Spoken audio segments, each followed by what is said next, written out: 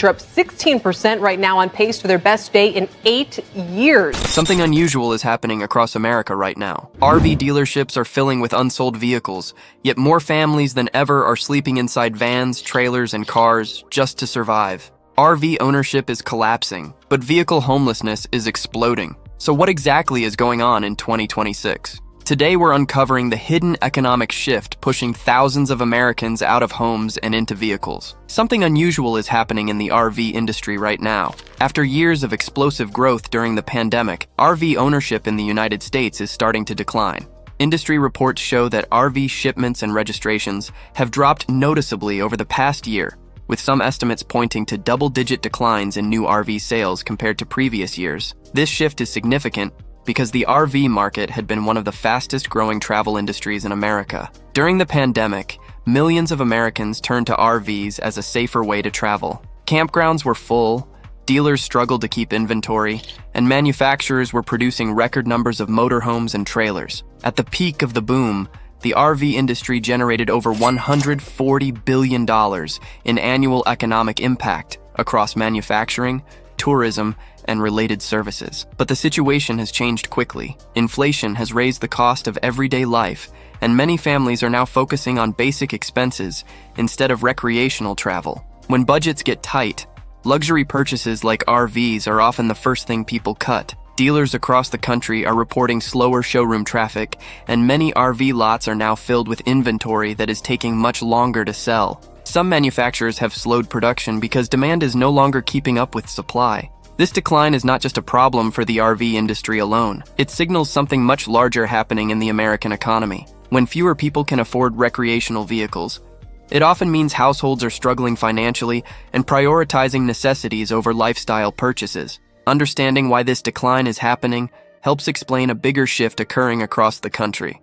Only a few years ago, RV ownership seemed unstoppable. Between 2020 and 2022, RV sales surged to historic highs as Americans looked for new ways to travel while avoiding crowded airports and hotels. During that period, the RV Industry Association reported that more than 600,000 RV units were shipped in a single year, one of the highest totals ever recorded. The pandemic created a unique situation where travel restrictions and health concerns pushed people toward road-based vacations. Families discovered national parks, remote camping areas, and cross-country road trips. Social media was filled with images of RV adventures, and the lifestyle suddenly looked appealing to millions of people across the country. Dealerships struggled to keep up with demand. Waiting lists formed for popular models, and many RVs were sold before they even arrived on dealership lots. Prices surged dramatically. Some RVs increased in price by 20 to 40%.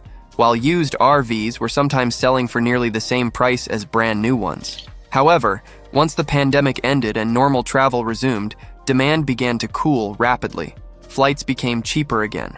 Hotels reopened fully, and many people realized that RV ownership involved far more responsibilities than they originally expected. Maintenance costs, campground reservations, and fuel expenses started to add up quickly. Some owners discovered they were only using their RV a few weeks each year, making it difficult to justify large monthly payments. As a result, many households that rushed into RV ownership during the boom are now selling their vehicles. The rapid shift from record demand to declining sales shows how quickly economic conditions and consumer behavior can dramatically change. One of the biggest reasons RV ownership is declining is the dramatic rise in interest rates over the past few years. Financing has always been the most common way people purchase RVs, because the price of these vehicles can be extremely high. A new motorhome can cost anywhere from $80,000 to well over $200,000, and luxury models can exceed $500,000. When interest rates were low during the early pandemic years, borrowing money for an RV was relatively affordable. Some buyers were able to secure loans with interest rates between 3 to 5%,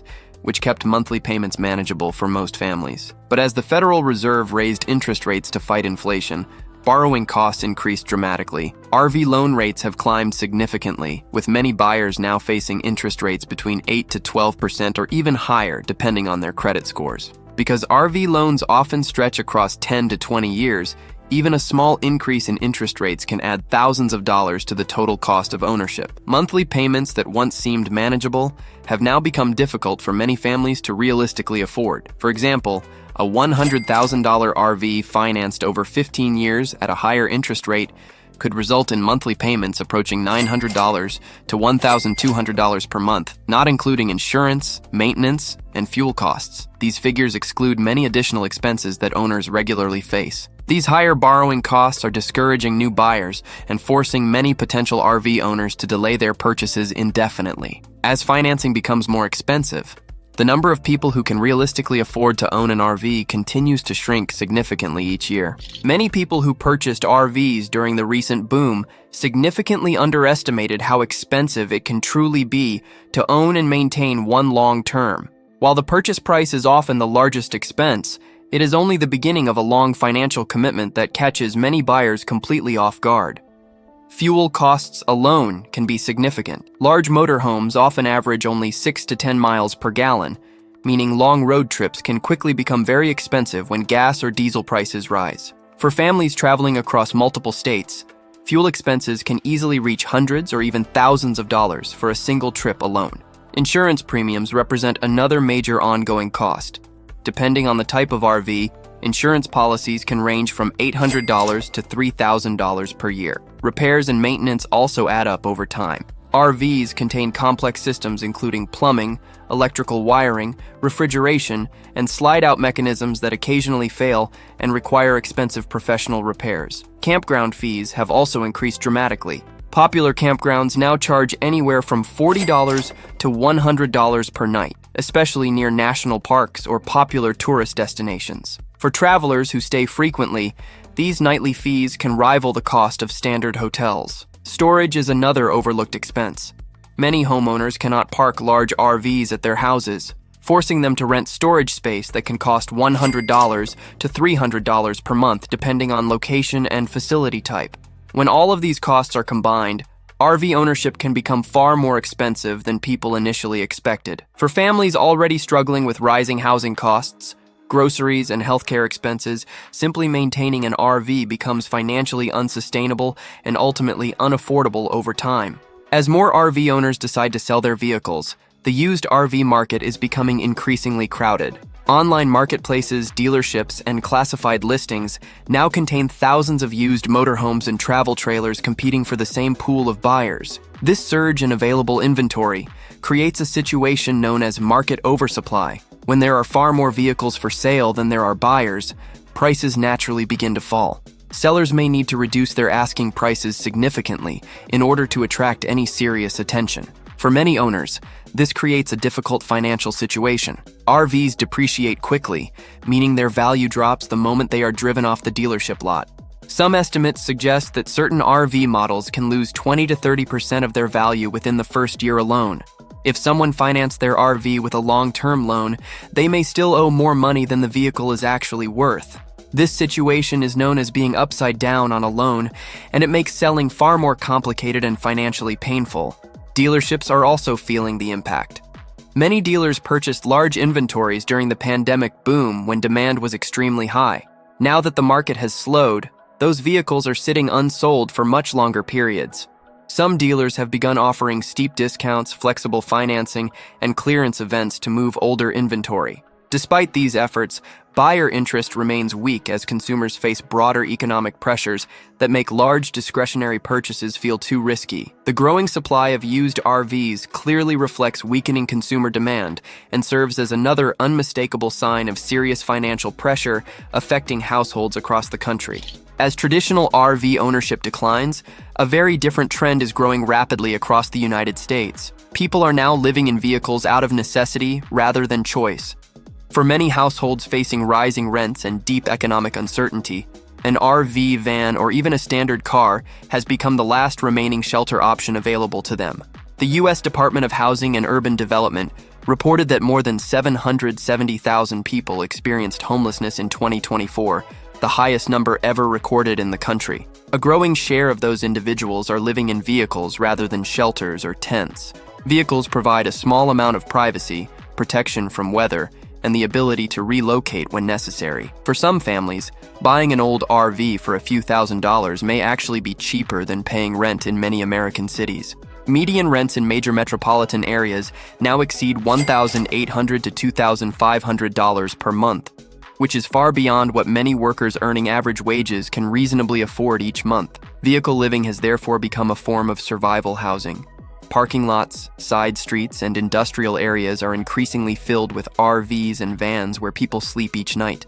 Some individuals continue working full-time jobs while living in their vehicles because housing costs consume such a large portion of their income. This trend reflects a deeper crisis in the American housing market. When vehicles begin replacing apartments and homes as places to live, it shows that many people are being pushed entirely out of traditional housing. The line between recreational vehicle ownership and emergency shelter has now blurred significantly for millions of struggling Americans today.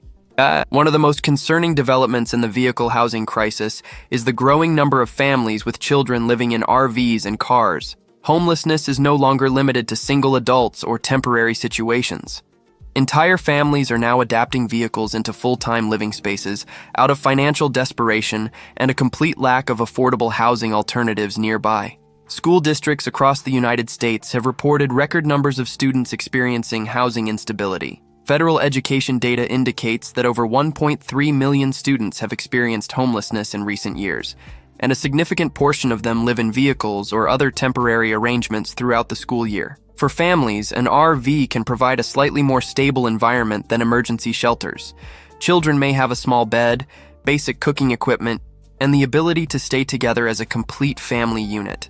In shelters, families are sometimes separated due to limited space or different facility rules that divide adults from children. However, living in a vehicle creates serious daily challenges. Families must constantly search for safe parking areas, access to bathrooms, and places to shower. Many parents wake up early each morning to move their vehicle before parking enforcement officers arrive and issue citations. Despite these hardships, vehicle living has become a temporary solution for families trying to avoid sleeping on the streets. Many parents continue working regular jobs while saving money in hopes of eventually returning to stable housing. The growing presence of children living in vehicles highlights how widespread housing instability has become in modern America. These are not isolated cases, but part of a growing national pattern affecting entire communities. As vehicle living increases, many cities are responding by implementing stricter laws regulating where RVs can park overnight. These regulations often limit overnight parking or impose time restrictions designed to prevent people from living in vehicles on public streets for extended periods of time without being forced to relocate. Some cities now enforce rules that prohibit RVs from parking in residential neighborhoods overnight or remaining in one location for more than a few hours. Violations can lead to fines, citations, or even vehicle towing, which can be devastating for people whose RV is their only home. Supporters of these laws argue that they are necessary to maintain public safety and proper sanitation in neighborhoods. Large RV encampments sometimes create issues related to trash accumulation, wastewater disposal, and blocked sidewalks that affect nearby residents and businesses significantly. However, critics say these policies often push vulnerable families from one location to another without offering any real alternative housing solutions. When RV dwellers are forced to move repeatedly, it becomes difficult to maintain jobs, attend school consistently, or access the social services they urgently need. In some cities, enforcement operations have cleared entire RV encampments where dozens of vehicles were parked together. Families living there may receive only a few hours or days of notice to relocate before their vehicles risk being impounded by local authorities. This cycle of displacement highlights the complicated balance between city regulations and the realities of modern homelessness. Moving people along does not solve the underlying problem of housing unaffordability. As vehicle living spreads, communities across the country are struggling to find meaningful and lasting ways to respond. Another surprising group affected by the housing crisis is older Americans. Many retirees are finding that their fixed incomes no longer cover the rising costs of rent, utilities, healthcare, and everyday expenses that continue climbing relentlessly each year without any sign of slowing down. Social Security benefits average around $1,900 per month, but rents in many areas now exceed that amount entirely. For seniors without personal savings or family support nearby, maintaining traditional housing can become financially impossible, regardless of how carefully and consistently they budget their limited resources. As a result, some retirees have turned to RV, living as a way to dramatically reduce expenses. A used travel trailer or small motorhome can provide basic shelter while allowing seniors to avoid the extremely high housing costs found in most American cities and suburban communities across the country. For some retirees, this lifestyle is partly voluntary. They may genuinely enjoy traveling and exploring different parts of the country during their later years. But for many others, the decision is driven purely by financial pressure, with no real alternatives realistically available to them given their circumstances. Older RVs can be easier for retirees to maintain compared to maintaining an entire house with its many ongoing responsibilities and costs. However, aging RVs often require unexpected repairs, and mechanical problems can quickly become serious financial burdens for people living on limited fixed incomes. The growing number of seniors living in vehicles illustrates how the housing affordability crisis affects people across all age groups. Even individuals who worked for decades and expected a stable retirement are now facing extremely difficult and unexpected housing decisions. In response to the increase in vehicle homelessness, some cities have introduced programs designed to help people living in cars, vans, and RVs. These initiatives are commonly known as safe parking programs and are slowly expanding across different parts of the country. Safe parking programs allow people living in vehicles to park legally overnight in designated areas such as church parking lots, community centers, or specially designated city-owned lots. These locations often provide access to bathrooms, security monitoring, and connections to social services that can help residents find permanent housing. The goal of these programs is to provide a safer and more stable environment while individuals and families search for permanent housing. Without such programs, vehicle dwellers often move constantly to avoid parking tickets or police enforcement actions that disrupt their daily lives. However, the demand for safe parking spaces is consistently much higher than the number of available spots. Some cities may only have space for 20 to 50 vehicles, while hundreds of people in the same area may be living in cars or RVs and desperately need a safe place to park. Because of limited capacity, many people remain on waiting lists for months at a time. This means that large numbers of vehicle dwellers continue sleeping on public streets or in commercial parking lots where they remain vulnerable to citations and displacement. Safe parking programs represent a genuine attempt to address a growing reality that many cities can no longer ignore. As housing costs rise and economic pressures increase across the country, more Americans are turning to vehicles as a last resort for shelter and basic survival. One of the most visible signs of the housing crisis is the rapid growth of RV encampments across major American cities. Entire streets, industrial zones, and vacant lots are now filled with parked RVs where people live full-time. These encampments are especially common in states with high housing costs such as California, Washington, Oregon, and parts of Florida and Texas. In cities like Los Angeles, local officials have reported thousands of people living in RVs across the metropolitan area. Some neighborhoods have dozens of RVs parked along the same street, forming informal communities of people who share resources and watch out for one another during difficult times each day. These encampments often develop because people living in vehicles tend to gather where they feel relatively safe and less likely to face immediate enforcement. Areas near warehouses, beaches, or commercial districts are common locations because they typically generate fewer residential complaints from nearby property owners.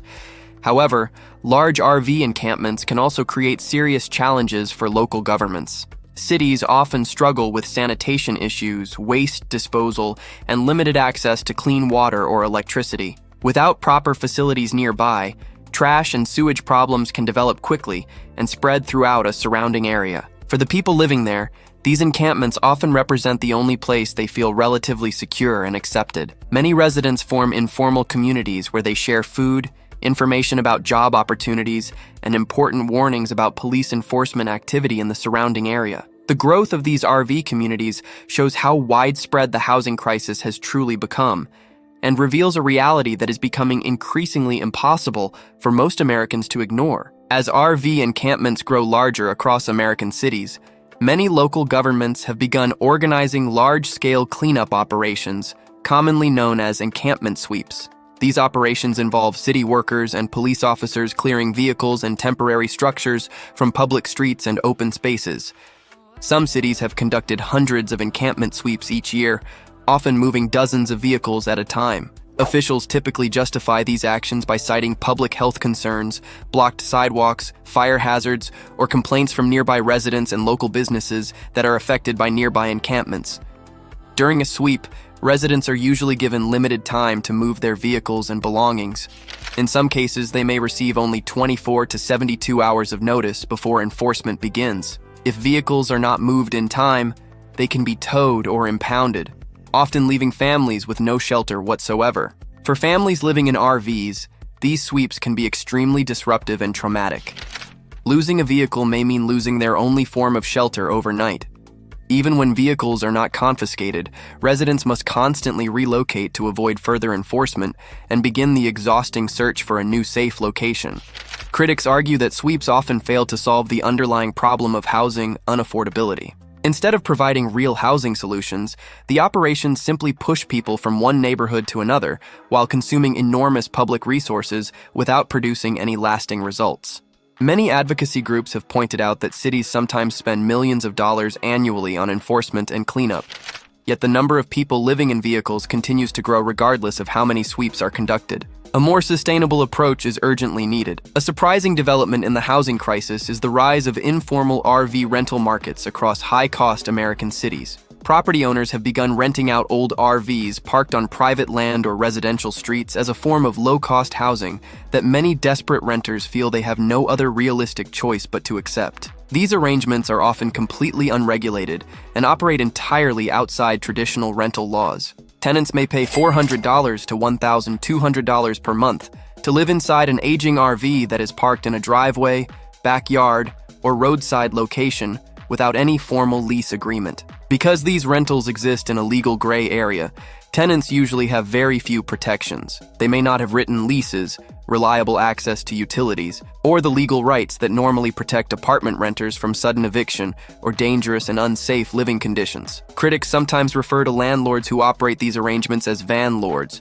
or RV landlords. In many cases, the RVs being rented out are older vehicles that may not be safe, properly maintained, or equipped with working essential systems for comfortable habitation. However, for many tenants, these RV rentals remain one of the only affordable options available. With apartment rents in many cities now exceeding $2,000 per month, even a cramped and aging RV can appear financially manageable by comparison. Local governments are struggling to decide how to regulate this growing trend. Some cities are actively considering new laws restricting RV rentals on private property, while others are exploring ways to legalize and monitor them for basic safety. This underground housing market reflects the severe shortage of affordable housing across the country. Another factor contributing to declining RV ownership is the rising cost of maintaining and repairing these complex vehicles. RVs combine the mechanical systems of a vehicle with the living systems of a small house, creating two separate sets of potential problems for owners to manage.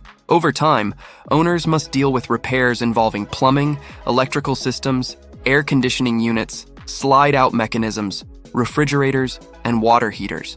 Even minor issues can quickly become surprisingly expensive when professional labor and specialized parts are required for the repair. For example, replacing an RV roof can cost $6,000 to $12,000, while major engine repairs for large motorhomes can exceed $10,000. Water damage is another extremely common problem that can require extensive and costly repairs that catch many owners completely off guard financially. Insurance premiums are also increasing steadily. Depending on the size and value of the RV, annual insurance costs can range between $1,000 to $3,000, and premiums may rise significantly after accidents or major claims are filed with the insurer. Parts shortages and rising labor costs have made repairs even more expensive in recent years. Some RV owners report waiting weeks or months for replacement parts, especially for specialized components that are not widely stocked by local suppliers or dealers anywhere nearby. For people already struggling financially, these ongoing costs can become impossible to manage sustainably over time. When repair bills begin to exceed the actual value of the RV itself, many owners simply decide to sell or abandon their vehicles rather than continue investing further. These rising maintenance costs are another significant reason why RV ownership is becoming less attractive for many Americans. The decline in RV ownership is also affecting manufacturers, dealerships, and workers throughout the broader RV industry. RV production supports thousands of jobs across the United States, particularly in major manufacturing hubs concentrated in Indiana state. Indiana alone produces roughly 80% of all RVs manufactured in North America, making the industry a major and critical employer across the entire region. When sales decline, factories often reduce production schedules or temporarily lay off workers, creating ripple effects throughout local communities. Dealerships are also feeling the slowdown acutely. Many dealers aggressively expanded their inventories during the pandemic boom when demand was extremely strong and vehicles were selling as fast as they arrived. Now that sales have slowed considerably, some lots are filled with unsold vehicles sitting for extended periods of time. To attract buyers, dealerships have begun offering significant discounts, promotional financing options, and clearance sales on older inventory sitting on their lots. Despite these efforts, many consumers remain hesitant to make large purchases during uncertain economic times when financial pressures feel overwhelming and constant. The RV industry has historically followed broader economic cycles closely.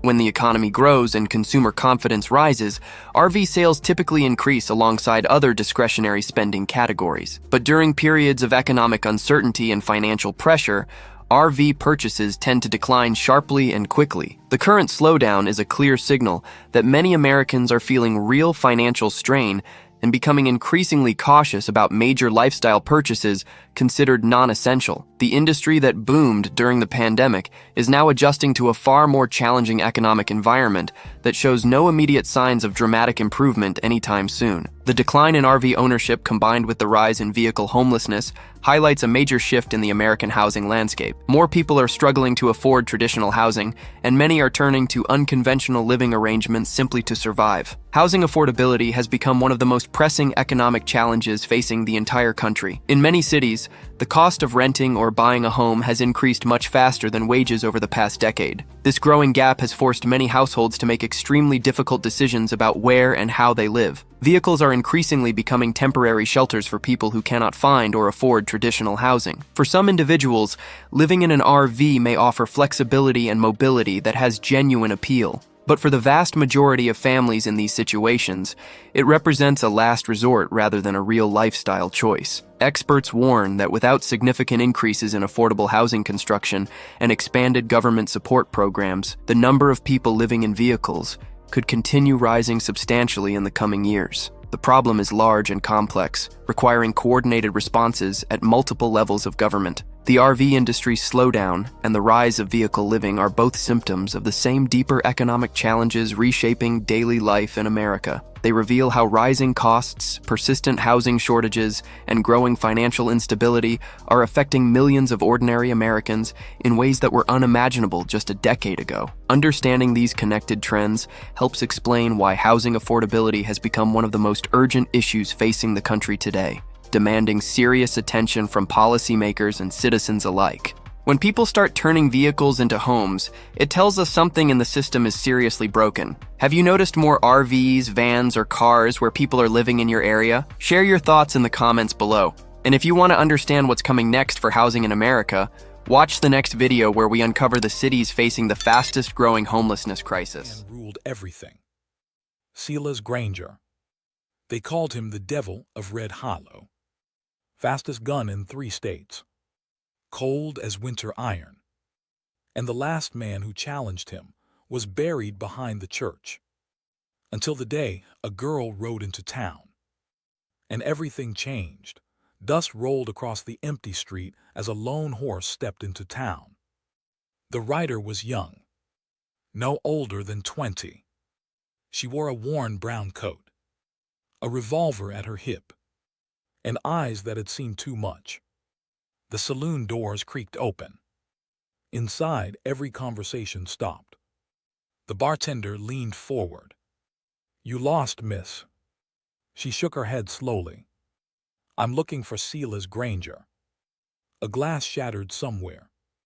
Someone whispered, "She's dead." The bartender swallowed. "Nobody looks for Silas." She stepped closer. "I do," an old man at the corner table spoke. "You don't understand. He killed 6 men last winter." The girl turned. "Then he won't mind one more." The old man sighed. "You got a name." She paused. Clara Whitmore. The name meant nothing to anyone. But outside, someone had already left the saloon. Running. To tell Silas, the sound of boots echoed across the wooden sidewalk. Slow. Heavy. Deliberate. The saloon doors swung open. Silas Granger stepped inside. Tall. Scar across his cheek. Hand resting near his revolver. The room froze. His eyes found Clara. You looking for me? She nodded. I am. Silas smirked. You must be tired of living. She didn't blink. I've been tired for a long time. Silas stepped closer. What's your business? Clara's voice stayed calm. You killed my father. The room went silent. Silas tilted his head. I killed a lot of fathers. She reached into her pocket, pulled out a faded photograph. A man. A farm. A little girl. You shot him outside Cedar Ridge. 3 years ago. Silas looked at the photo. And then he remembered. Man tried to be a hero. Clara nodded. He was. Silas laughed quietly. You here for revenge? Yes. You know you won't win. I don't need to win. Silas frowned. Then why? Clara's voice broke slightly. Because someone has to stop you. The entire town watched. Silas studied her. You got guts. He stepped outside. Sunset Main Street, town exploded in whispers. She's crazy. He'll kill her. This ain't right. The bartender approached Clara. You still got time to leave. She shook her head. I didn't ride 3 days to run. The old man leaned in. You ever been in a duel? No. You know the rules. No. He sighed. Then you're already dead. Sun dipped low. Shadows stretched across Red Hollow. Silas stood at one end of the street. Clara at the other. Wind pushed dust between them. Boots creaked. Hands hovered near guns. A church bell rang once. Twice. Silas moved. Vast. Lightning fast. But Clara didn't draw. She spoke. I forgive you. Silas froze. What? Tears ran down her face. My father wouldn't want revenge. Silas stared at her. I just wanted you to know. You didn't kill a nobody. Silas lowered his gun slightly. The town held its breath. For the first time. Silas hesitated. A gunshot echoed. But it didn't come from Silas. A hidden outlaw fired from the rooftop. The bullet hit Clara. Silas spun. Drew. Fired. The outlaw fell. Silas rushed forward. Caught Clara as she collapsed. Why didn't you shoot? She whispered. Because hate ends somewhere. Silas's hands trembled. She smiled faintly. Guess it ends here. Her eyes closed. Silas stood alone in the street. The devil of Red Hollow. Holding the girl who changed him. The next morning, Silas buried Clara beside the church. He placed her father's photo on the grave. Then he walked into town, dropped his gun in the dirt, and left. They say Red Hollow was never the same again. And the devil was never seen again. Some legends are built on fear. But the greatest ones are built on courage. She didn't win the duel. She didn't fire a shot. But she defeated the most dangerous man in the West. If this story moved you, like, share, and subscribe for more Wild West legends. The entire town went silent when the boy stepped into the street. Dust rolled across the ground like a warning. Boots stopped moving. Doors slowly closed. because standing at the other end of the road was the most dangerous gunslinger in the territory. And the boy couldn't have been older than 14. Red Hollow was the kind of town where people spoke in whispers.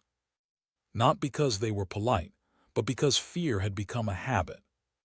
The name that lived in everyone's throat was Colt Maddox. He didn't rob banks, he didn't need to. He controlled everything. The sheriff left town after 1 week. The mayor never argued. Shop owners handed over money every Friday. And anyone who refused was buried outside town. No trial, no witnesses, no questions. People learned quickly. Stay quiet, stay alive. The boy rode into town on a tired horse. His clothes were dusty, hat too big for his head, boots worn thin. He tied his horse outside the saloon and stepped inside. Every eye turned toward him. The bartender leaned forward. "You lost, kid." The boy shook his head. "I'm looking for Colt Maddox." The entire room froze. Someone laughed nervously. Another man whispered, "Kid, you don't look for him. You pray he never sees you." But the boy didn't move. He simply said, "He killed my father." Now nobody laughed. The boy sat at the bar. Hands steady, eyes calm. "My father was Sheriff Daniel Reed." A glass slipped from someone's hand. Everyone knew that name. Sheriff Reed was the only man who ever stood up to Colt Maddox. He lasted 3 days. They found him outside town at sunrise. Gun still in his hand. But dead. The boy continued. "He told me something before he left." The bartender leaned closer. He said, "If anything happens to me, don't run. Come back and finish what I started." Silence swallowed the room. The saloon doors slammed open. Heavy boots stepped inside. The air changed instantly. Colt Maddox. Tall, cold eyes, hand resting near his revolver. He saw the boy. Smiled. "Well, what do we have here?" Nobody spoke. The boy stood. "You killed my father." Colt chuckled. "I've killed a lot of fathers, kid." The boy didn't blink. "I challenge you." The entire town felt their hearts stop. They stepped outside. The sun burned overhead. People watched from windows, behind doors, from rooftops. The boy stood in the dirt. Colt Maddox cracked his neck. "You sure about this?" The boy nodded. "My father was." Wind blew dust between them. Hands hovered near holsters. 3 seconds. 2. 1. Colt moved first. Vast. Lightning fast. But the boy didn't reach for his gun. Instead, he spoke. "My father said you'd shoot first." That moment of hesitation was enough. The boy drew. 1 shot. The sound echoed across town. Colt Maddox dropped to his knees, then fell face first into the dust. The most feared man in Red Hollow was gone. People slowly stepped outside. Starring. The boy stood still. The bartender approached carefully. How did you do that?" The boy answered quietly. "My father trained me every morning. He said being fast isn't enough. You have to be calm when death is looking at you." The town exhaled for the first time in years. The boy walked to his horse. Someone asked, "Where will you go now?" He stopped, looked back at the town. "My father wanted a safe place." He mounted the horse. I think he finally got one. The boy rode away. And behind him, for the first time in years, Red Hollow was free. "I need a wife by tomorrow, or my daughter goes to an orphanage." The desperate mountain trapper pleaded with the store owner. She whispered one question that changed 3 wounded lives forever. Subscribe to Frontier Heart Stories for new emotional tales every day. The general store in Silver Ridge had seen calmer afternoons.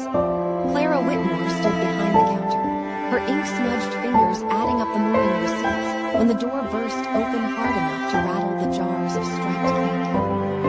The man who stepped inside had to lower his head beneath the frame, his wide shoulders blocking the golden arm right behind him. She recognized him instantly, though they had never spoken.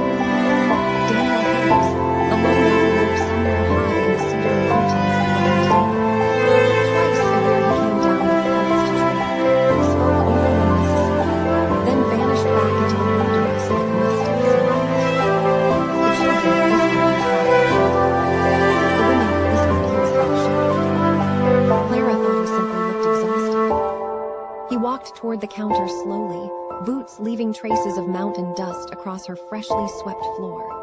His dark hair brushed his collar, longer than fashion allowed, and his beard could not hide the strong lines of what had once been a handsome face. But it was his eyes that caught her attention, gray like storm clouds, filled with desperation. "Miss Whitmore," he said, his voice rough from little use. She blinked. She had not known he knew her name. She had arrived in Silver Ridge only 8 months earlier, buying the store from old Mr. Callahan with money saved from teaching school back east, back in the life she had run from. "Mr. Hayes," she replied calmly, setting down her pencil. "What can I do for you today?" He removed his hat, turning it in his hands like a man facing judgment. The motion revealed the vulnerability beneath his mountain-like exterior. Something in Clara's guarded heart stirred. "I need a wife by tomorrow," he said. The words hung between them. Clara's breath caught, though her face stayed composed.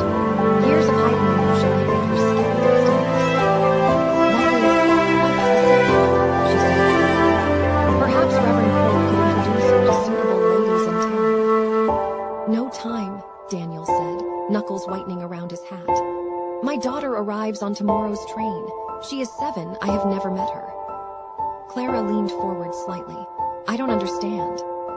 He swallowed hard. "Her mother was Emily Harper. We were meant to marry 7 years ago. I worked silver mines in Nevada, saving money for land. 2 weeks before the wedding, the mine collapsed. I was trapped 3 days." His eyes drifted far away. "When they pulled me out, I was broken.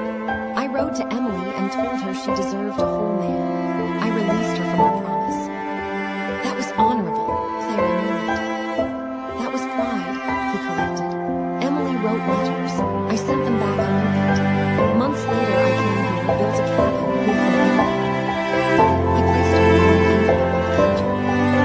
"This came 3 weeks ago. Emily died this spring. Before she passed, she told her daughter about me. She never married. She raised my child alone because I was too stubborn to leave her arms." Clara's eyes opened. "The judge will only allow the girl to stay with me if I provide a proper home," he continued. "A mother, a family. Otherwise she goes to an orphanage in Sacramento." Silence filled the store. "Why me?" Clara whispered. "Because you are kind," Daniel said simply. "You give children extra candy. You let families buy on credit. You helped young Peter Miller learn to read. My daughter needs someone gentle." He set a small pouch of coins beside the letter. "I can pay you. Everything I own. You can leave after a year. I only need the appearance of marriage so I don't fail her." Clara stared at the pouch, then whispered one question. "What is her name?" Daniel blinked, his expression softened. "Rose," he said quietly. "Emily named her Rose Ellen." Something cracked inside Clara's chest. "I don't want your money," she said slowly, "but I have conditions." Hope quickly across his face. "How do you feel? You never lied to me." "I agree. You speak to me, even when it's hard." "I agree. And you forgive yourself," Clara added simply. "Children feel guilt that isn't theirs." He hesitated. "I don't know if I can." "Then we will learn together," she said. "I will marry you tomorrow morning." The next day, under a pale autumn sky, Reverend Cole married them in a small chapel. Clara wore a simple blue dress.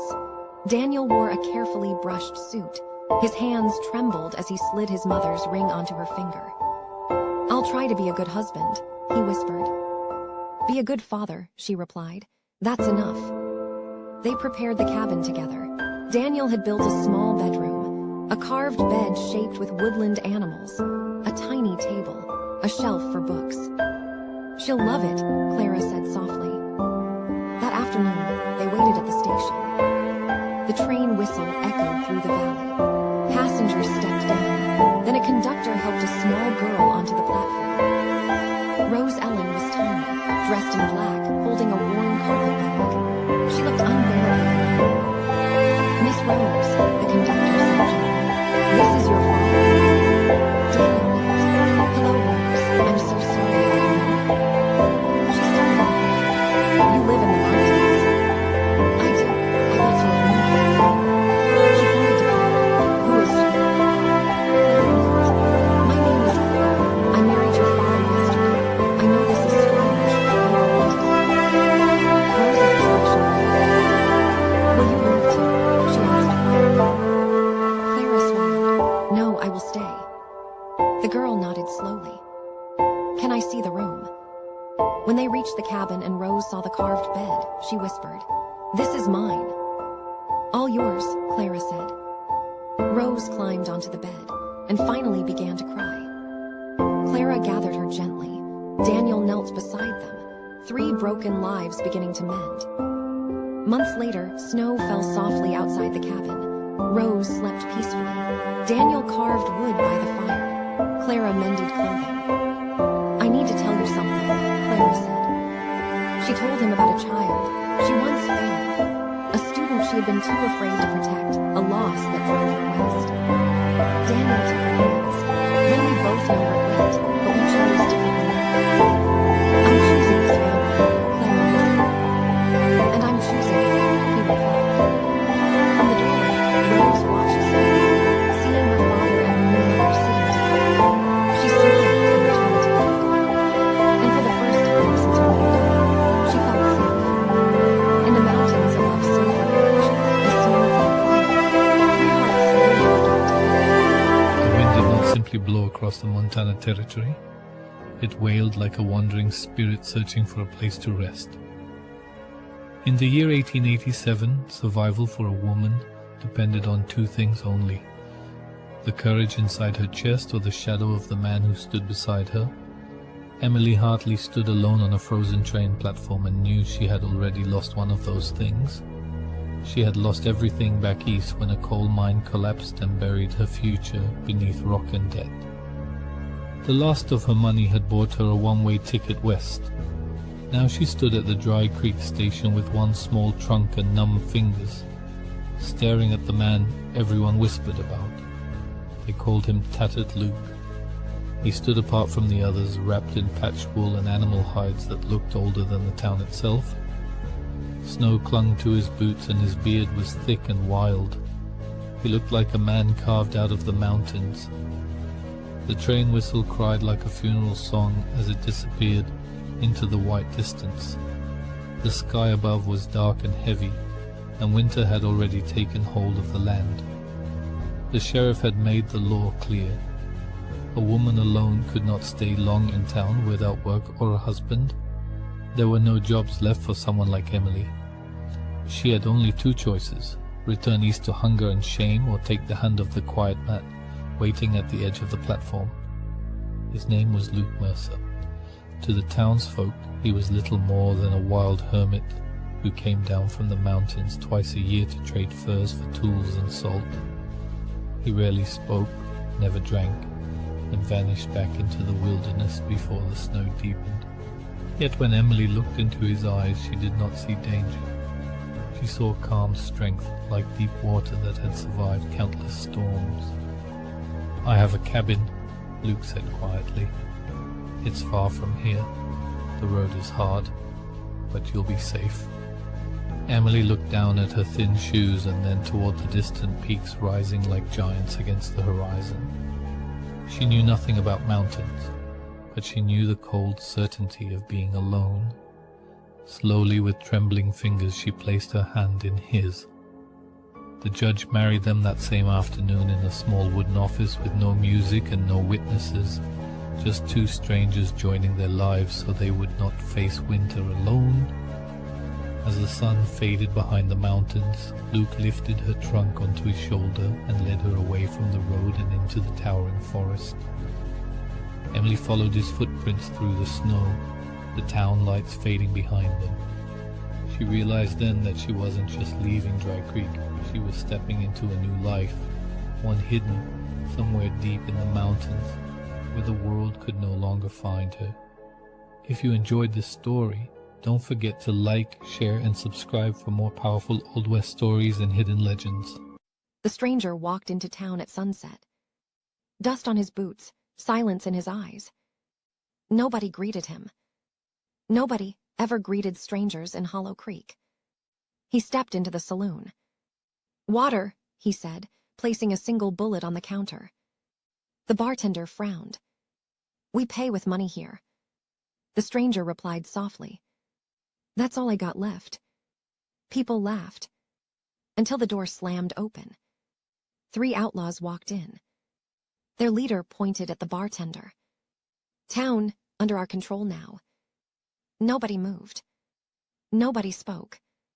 Then the stranger slowly stood up. He took back his bullet and loaded it into his revolver. 1 shot. The outlaw leader dropped. The other 2 ran. Silence filled the room again. The bartender whispered, "You just saved everyone. Why risk your life?" The stranger turned toward the door. "My family lived here once." He paused, then added, "They didn't get saved." He walked out, leaving the town quieter than before. And the bartender kept the bullet. As a reminder, sometimes 1 shot is all it takes to change everything.